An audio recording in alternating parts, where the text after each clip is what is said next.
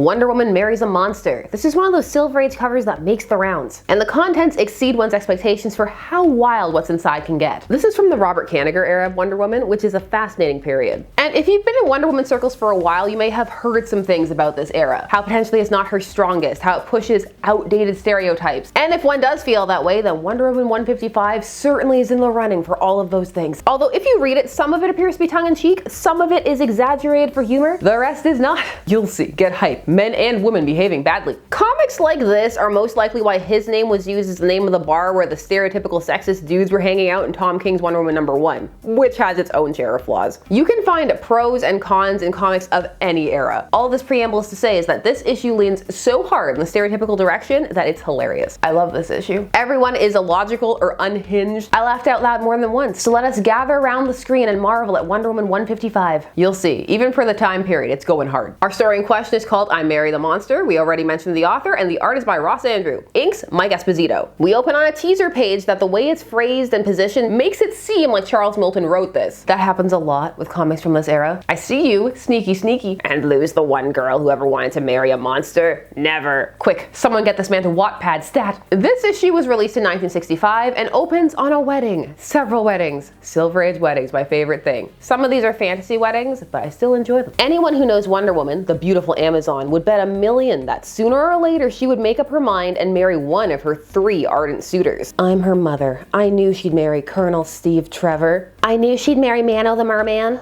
Wonder Tot knew she'd marry Birdman. A couple of things. How is Mano standing like that? It looks painful. Mano was created during this era purely to be a romantic rival. And he's not the only merman lurking around. His brother Rano was also a potential love interest. Aside from being a Steve clone, for the most part in the looks department, he's not a strong contender. He tries to restrain her as an octopus later on. We'll get there. I cannot look at Birdman without going, Birdman. She's gonna marry Harvey Birdman, attorney at law. He too was just created to be a suitor. It's all coming up Steve, except for the fact that Wonder Woman's marrying a monster. Look at the smile on Wonder Woman's face, the stars in her eyes. She still doesn't realize she's marrying a monster. So the first 3 panels are build-up fantasy panels. The 4th one is what's happening. We are at this wedding. But now we must come to learn how the scenario came about in the first place. But we have a lot of judgment before we get there. The Amazons can't keep back their tears as the startling ceremony starts. Beauty's marrying the Beast. Our beautiful Wonder Woman is throwing herself away. I can't bear to watch it.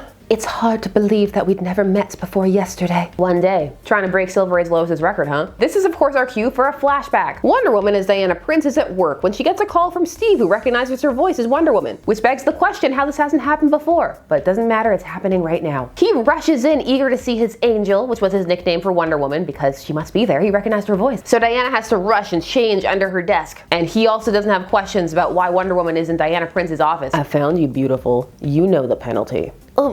Hello, Steve. Fancy meeting you here.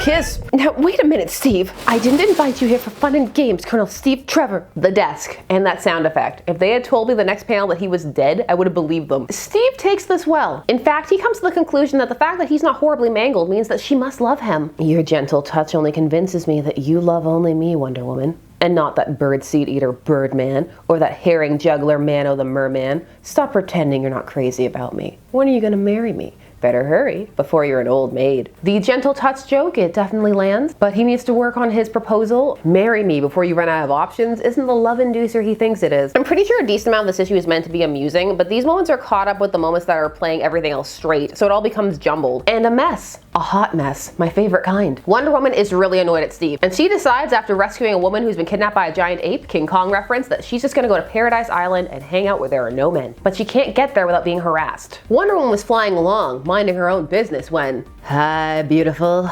Birdman, you've unbalanced the plane. He does more than unbalance it. He just squeezes himself into the cockpit. He's all up on her, assaulting her, fondling her. He's just everywhere. A woman just wants to fly her invisible jet in peace. Why don't you admit I'm the one you're looping the loop for, pigeon? Not that wingless imitation Birdman Colonel Steve Trevor, or that herring twister Mano the Merman.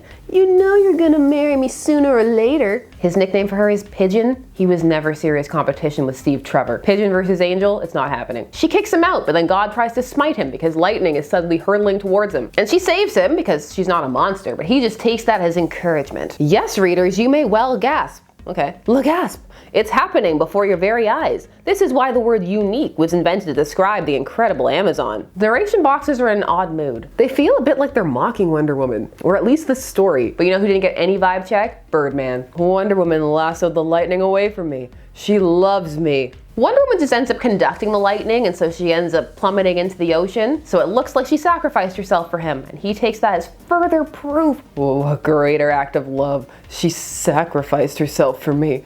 This proves Wonder Woman would have married only me. I like that he's making her death entirely about him and their potential marriage. That's going in the eulogy. We all miss her terribly. And also, just a special note to Colonel Steve Trevor and Mano the Merman. Suck it. Wonder Woman can breathe underwater because the Amazons have attached gills to her, but I bet she wishes she couldn't because she's accosted by another one of her suitors. Loving but clammy arms encircled the lovely Amazon. Angelfish, I knew you couldn't keep away from me for long. I guess you finally gotten rid of that overgrown canary Birdman and that dryland Don Juan. Colonel Steve Trevor.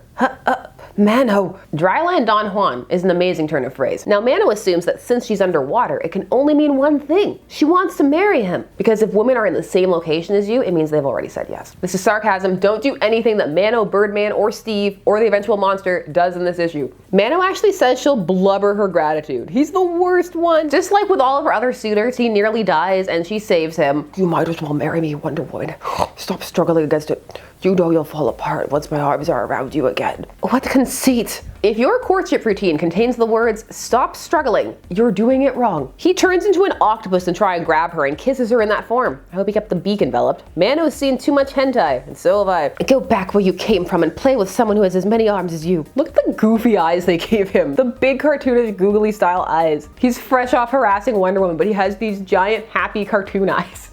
It makes me chuckle. Now you may be wondering, wasn't there a monster in this story? We are 3 proposals in and there is no monster. Wonder Woman has had a terrible day, so why would she even want to marry a monster? We're about to find out. Wonder Woman has almost made it to Paradise Island, but before she gets there, she sees a castle enveloped in some kind of force field that's plummeting towards the island. So she stops it, moves it, and realizes it's actually an alien spacecraft of some kind, so goes to check it out. Inside, she finds everything in ruins, mirrors smashed, paintings torn, Beauty and the Beast vibes, and there's a throne room, and on it a monster in tears. At Wonder Woman's approach, the sorrowful prince raised his face. Shades of Pluto, merciful Minerva, suffering Sappho. I don't want your pity, your foolish tears don't conceal your disgust for the monster. I hate you, I hate all women. And then Wonder Woman left and went to Paradise Island. The end. No, that's how it should have ended. Instead of heeding the giant red flag that is this entire situation, Wonder Woman decides, I can fix him. She's also really upset that he chased her out. Maybe it's just a culmination of the day. Or it's playing with the idea of women only want what they can't have, leaning towards that, given the time period and creative team. As Wonder Woman concluded her sorrowful tale,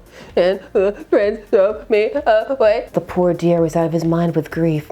It's clear what happened. He was transformed into a monster on his wedding day. His bride-to-be deserted him in horror, and he was banished in space. But some power failure caused him to land here accidentally. We'll help him against the supervillain who caused all this. Clearly. How obvious. How could anybody not figure that out? I love all the extra details that Hippolyta added as well. Everything about this says just leave the man alone. But no, now all the Amazons go back. You women are all like, if a man isn't handsome, you treat him like an animal. Get out. I never said foot here again. Get out, out, out, out. All right, we're going. We just wanted to be neighborly. We don't mean to intrude. Sorry. So right, everybody, leave Incel Man alone. There's still plenty of beach day left. You tried. You can't say you didn't try. But no, we're still going. He'll never let us help him. He will. If you convince him that he's no different than Steve Trevor, Mano, or Birdman, that not everyone will desert him just because he was turned to a monster. Terrible examples. All 3 of them have been less than stellar this issue. Why can't he be someone who can't keep his hands to himself, like Steve, or Mano, or Birdman? Wonder Woman is determined to convince the prince that he is not an outcast, which he actually really isn't. That's all on him. He said no. No means no. But Wonder Woman is so determined to teach him this, despite spending all the issue before this lamenting how men just expect her to drop everything and marry them. She drops everything to marry this monster to prove a point. He has no name, so I can't call him anything but the monster. I'm sorry, Monster Man. Let's name him Craig the broccoli, I don't know. She actually gets knocked out when she goes to visit him because he's throwing a tantrum. He's knocking down his wedding chapel, and she gets caught in the falling debris. But he feels bad though, even though it's still through the lens of how attractive he is or isn't. I'm not a monster to you. I dare you to take the place of the princess who is supposed to marry me. You want me to marry you and that? Oh, I see. He's no different than any other man. That all went out the window when he wanted to marry your daughter. There's so many undercurrents in this tale. It's a roller coaster. Now to our pity/proving a point marriage. That'll teach him he's not an outcast. The wedding is on and they're doing it that day, that afternoon, right away. And Mano and Birdman are there, but not Steve. I know, no, it's not Steve. That's how you know that she's serious about Steve. She didn't want to hurt his feelings like that. Because the only way Mano and Birdman could be there is if she sent for them. So she purposely invited them to stand in the back. And how is Mano standing like that?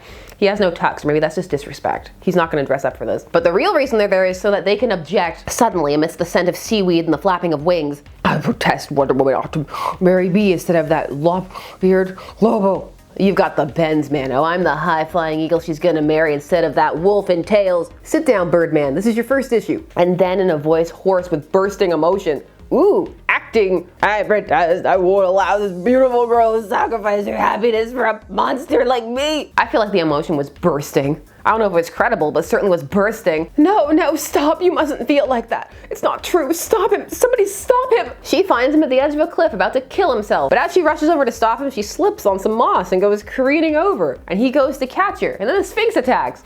I feel like a little kid telling one of those stories. And then. It's got about the same logic progression too. Surprise, Sphinx. Now as the monster catches her, his face starts to change. It becomes that of a handsome man, or just off-brand Steve Trevor. Because every man in this is Steve Trevor from Wish. At times with accessories, wings included. What a handsome dreamboat he is now that he's back to his former self. Personality, still awful. Woman, I didn't know how happy I was before I met them. How dare Wonder Woman stop me from killing myself?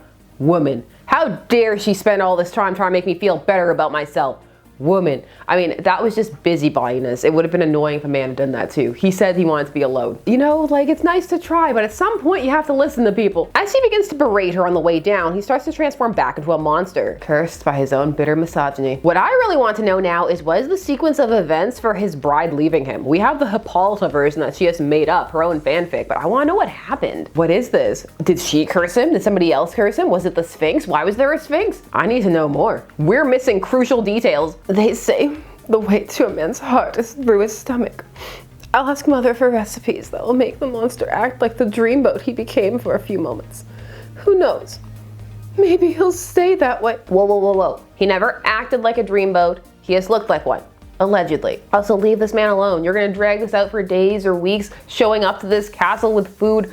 Just leave the man alone. Let it go. There are better things to do with your time, and that's the end. And oh, what a memorable mess. Every man is awful, pushing boundaries to outright harassment, arrogant and entitled and/or rude. The women are hypocritical busybodies who secretly just want men they can't have. And it's hilarious. Now let me add some caveats. I can see reading this and being frustrated by it. Just the way Wonder Woman is depicted in it, even compared to other females running around looking to get married in the Silver Age. Compare this to Lois, for example, who had agency and plots and plans, as well as emotions that were her own, specific to her. Yes, it was manipulative and toxic, but she was a character. Wonder Woman in this issue feels like an empty vessel, filling with whatever the plot needs her to say to get to the next repetitious scene. It's very paint by numbers, and there's not a lot of passion in this issue, or a deep understanding of who Wonder Woman is or what to do with her. Now, of course, it must also be noted this is one issue, but there are other ones that fall into this vein of just, what are we doing with Wonder Woman? And yet, this is a key part of her evolution, even if for many people it's a part that is to be moved away from. This story is also noteworthy for being an impossible tale, since we see Wonder Girl, Wonder Woman, and Wonder Tot all existing at the same time. Wonder Girl and Wonder Tot being Wonder Woman at different ages. Stories featuring all three would be defined as in their own universe at a later date. For me personally, I find it interesting. I like exploring all the different eras, seeing all the links in the chain that lead to where the comics are currently, time of recording. There are all kinds of different ways to examine and discuss things like this. They are part of Wonder Woman's history. Had these not happened, Wonder Woman may potentially look different. Who knows? We don't have that time machine. We don't live in that dimension. We live in the dimension where Wonder Woman married a monster. And it was amusing. Are you not entertained? I was entertained. There are so many comics out there, there's plenty to choose from. And if one doesn't want to go back to this era, one doesn't have to. But at the same time, it shouldn't be buried or erased. That whole diatribe was probably just because I'm terminally online. Most people can have regular discussions. The internet destroys us all. This issue, for all its flaws, is in some ways entertaining because of them. It's just so foreign from a different perspective, but also at points on purpose. There are intentional jokes jokes in here, and some of the over-the-top behavior is part of that. It just becomes hard to distinguish when it varies so little from some of the other Wonder Woman tales at that time. With this one, it can go either way. I can see people having very strong reactions to it, or no reaction at all. So whatever your reaction, please leave it down below. Do you love this issue? Feel people are too hard on it? Do you hate it? Leave it in the 60s. Do you just not care? Which of Wendy's suitors do you like best? Or should she just take a long vacation on Paradise Island? Share your thoughts down below, and while you're down there, please do all the YouTube things like share, comment, subscribe, and hit the bell notification so that you never miss a vid. Thanks so much for taking some time today to spend discussing comics with me. I always appreciate it, and I will see you again soon.